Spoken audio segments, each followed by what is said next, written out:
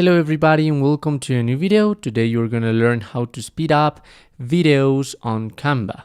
So there are two options, the animation that you want to have on your video.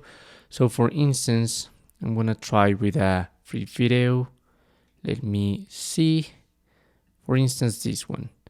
So if I want to animate this and I don't know, like do it a pen, so I can change the speed. In this case, this is a pro feature, so you must pay your Canva premium to be able to change your speed.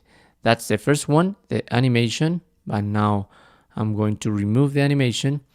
And the second option is to select your video and may click on playback. And here in playback, you have the video speed. So I'm gonna play it. It is a little slow, so by now I'm going to speed up my video. And as you can see, the speed has been changed. Okay, so that's how you can speed up a video on Canva.